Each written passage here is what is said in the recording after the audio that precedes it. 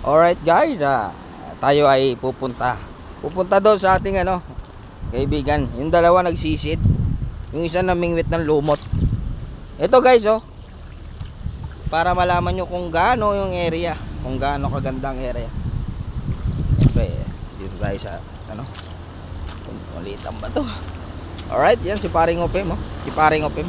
Yan dakilang mamimingwit ng ng lumot. Ang dami niya nakuha na lumot kagabi. Nakakatuwa kasi nakakatulong siya sa kalikasan.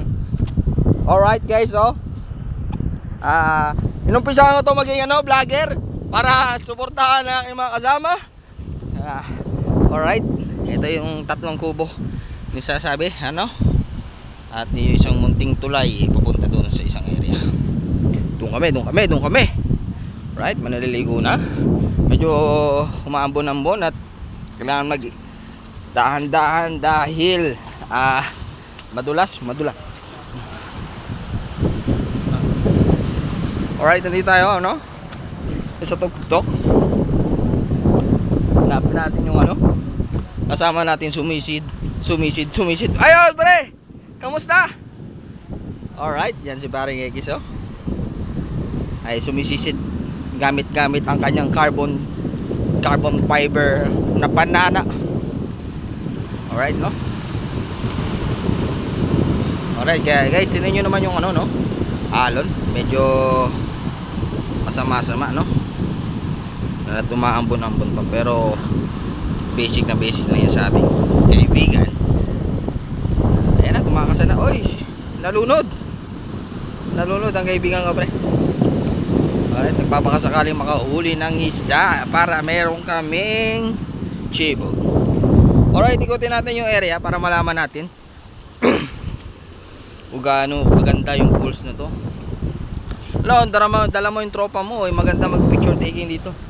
Ito yun ang kaibigan ko na matikas na sobrang galing mamingwit. Walang huli. Ayos. Kasi nakakatuwa, kasi nakatulong sila sa kalikasan. Alright. Pre, madami pa? Pre, naka-vlog to pre. Naka-live.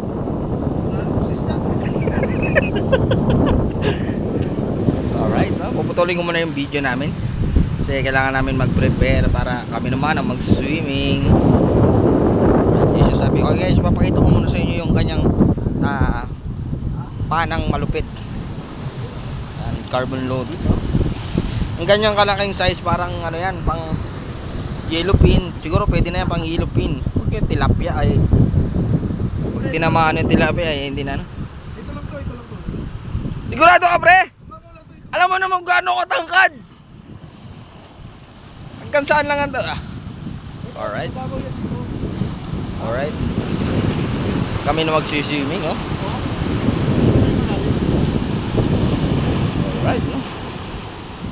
Alright, pinaprepare ko rin sarili ko para ako naman ang maligo. Alright. Kaya wala kami nahuli, walang nabingwit, automatic mag-enjoy at maliligo na lang kami. Ganun din yun punta ka pa ng dagat viewing. Watch out guys Ay, mga isda ng Quezon, taga Antipolo. Ito taga Quezon sa Quezon. Alright, medyo malakas yung ambon Kailangan ko na rin mag-prepare kasi sila lang nag-enjoy. Alright, balik tayo sa kampo para magbihis. Alright, thank you sa lahat na suporta kahit wala.